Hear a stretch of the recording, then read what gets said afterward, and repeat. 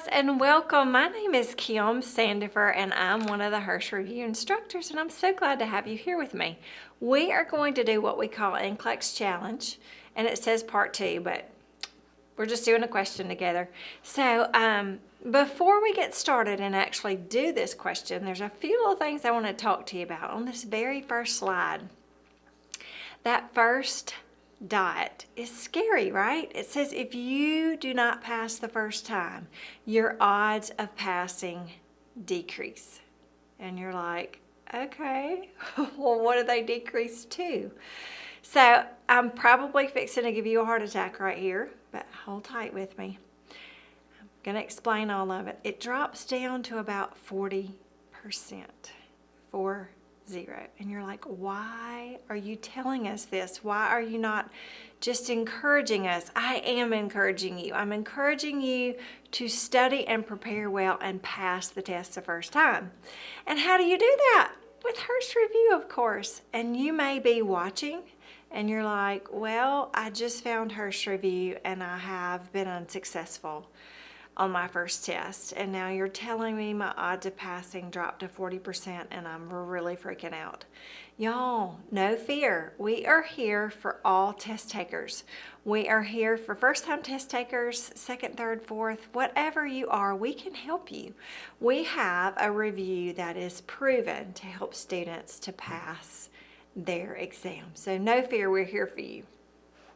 The next dot says the NCLEX is a safety test designed to protect the public from unsafe nurses. And you're like, well, I knew that. Our teachers have told us it's a safety test. But I'm here to tell you again, y'all, this is a safety test. And so with every answer that you pick, you're sending a message to the people that wrote the test as to whether you're safe or whether you're not. So as you're looking through answers, make sure that it says, I am a safe nurse. I am a safe nurse. Pick a safe answer that fixes the problem. Filter it. Every answer you're choosing, does this prove that I'm safe, and is it fixing the problem, okay? This test is unlike nursing school test, and we are here to prepare you for that. And you're like, well, wait a minute.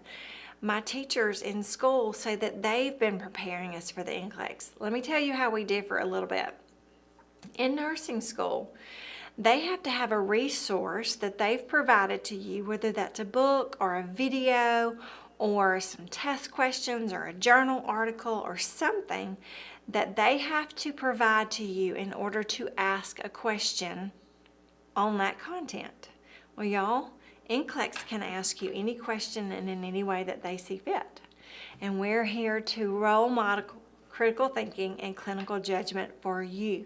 So we're here to help you take what you learned in nursing school and apply it to NCLEX style questions. All right, we are going to do a question together. And the way this is going to work is the question's going to pop up on the screen. I'm going to give you a few minutes to read through that, and then I'm going to come back on and we'll go over the answer with the rationales together. All right, here we go.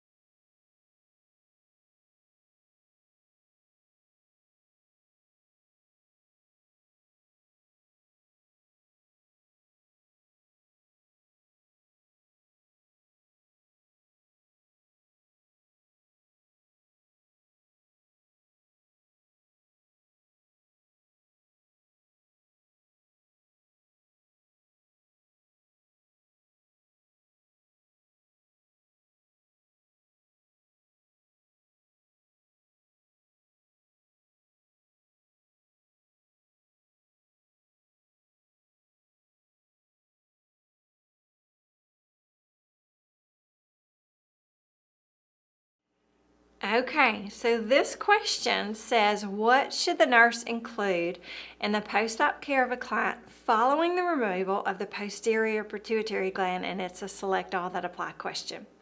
Well, when you get a question that pops up on your screen, you have to pull into the recesses of your brain and be like, what do I know? What do I know about the pituitary gland? So this is what you should know. The pituitary gland has a chemical called ADH that it produces, antidiuretic hormone. Antidiuretic hormone. So when you hear that, what do you think about this chemical? Does it make you retain or does it make you diurese?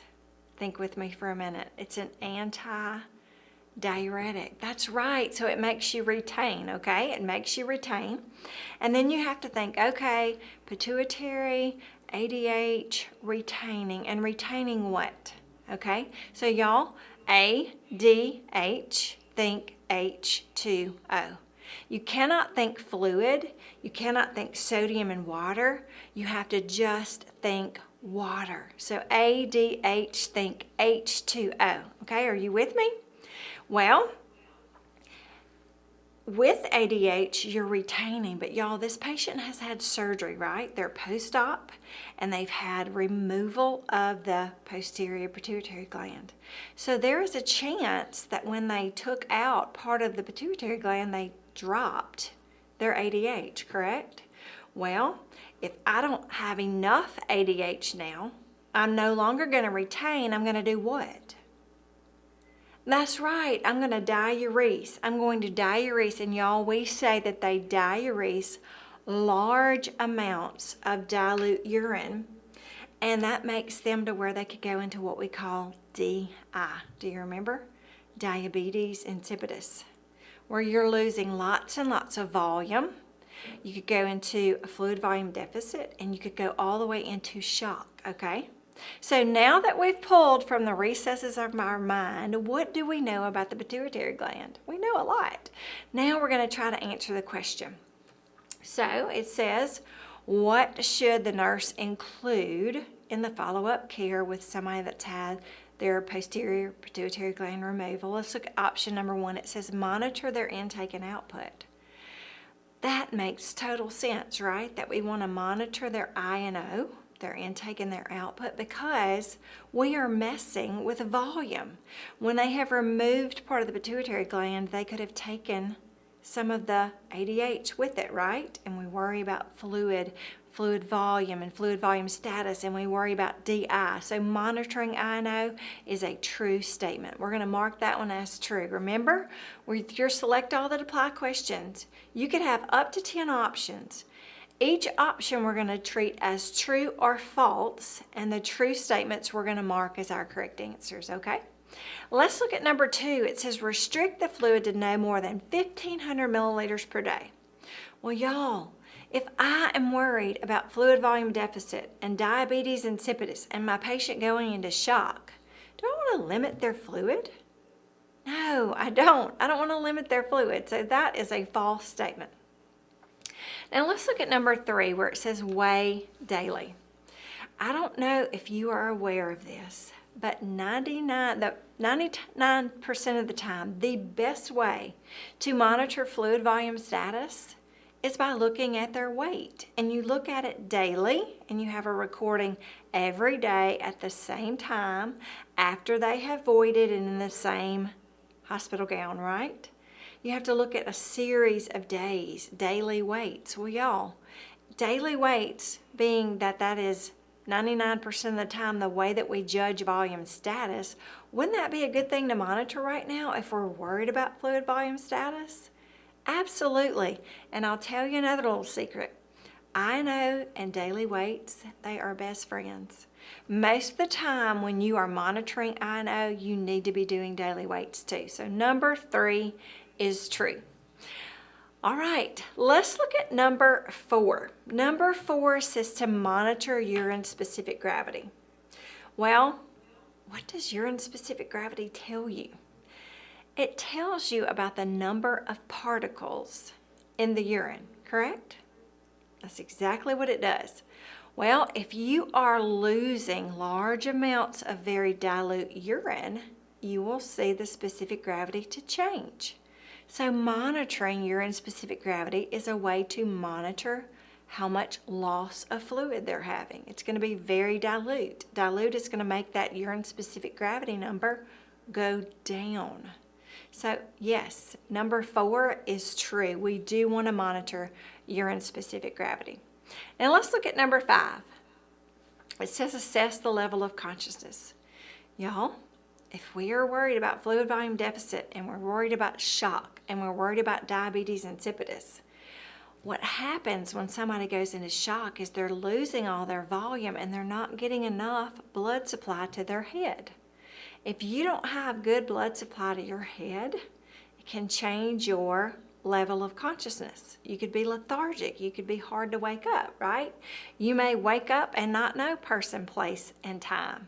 You could have a change in your LOC. And if I'm monitoring a patient to see if they've gone into fluid volume deficit and diabetes insipidus and shock, that is something that I would want to monitor. So number 5 is true. All right, let's look at number 6. Number 6 says instruct the client to avoid blowing the nose forcefully. Well, y'all, this surgery where they went into the head to work on the pituitary. Y'all remember, your pituitary is right between your eyebrows, but sort of toward the middle of your head. They're going to go through your sinuses to do that. And when they wake up from surgery, it's a weird sensation. They feel a fullness and they feel like they want to blow their nose. There are sutures in there. And if they forcefully blow their nose over and over and over, they could disrupt the suture line. We don't want that. So number 6 is also true. So y'all, your answers on this question are 1, 3, 4, 5, and 6. We have a chat box. You are welcome to jump in there and ask questions or ask me to repeat something if you didn't quite understand it. Our next slide talks about thinking like a brand new nurse. It says think NCLEX and think safety, safety, safety. Well, let's talk about that just a minute.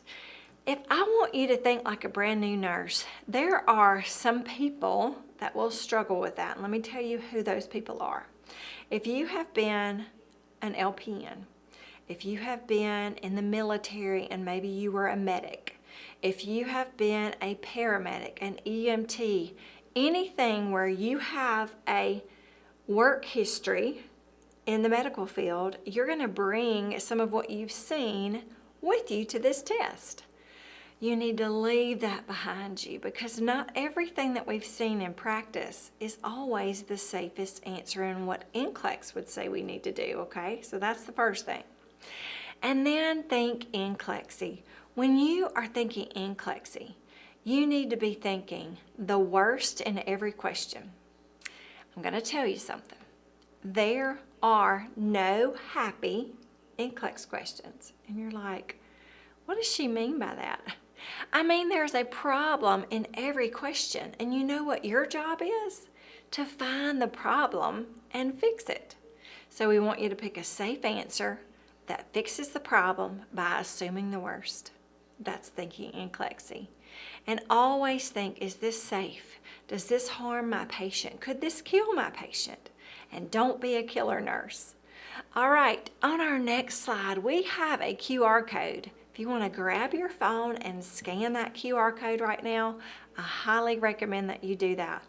We are going to have many reviews. We did one this morning where we go over like a small piece of material and then we answer some questions about it. Those are free. So make sure you scan that QR code and know when we're doing that. We're going to have NCLEX challenges just like what we did today, where we go over a question, we talk through the rationales and the correct answers. And then we have some sessions that are basically just information. They're called NCLEX 101. We feel like the more that you know about this test and the more informed you are, the more comfortable you will be, the better you will do at the testing center. We have some discount codes for you guys. If you're like, I am loving this, I love the way the material is broken down, I love how it's presented, you're going to love Hurst Review.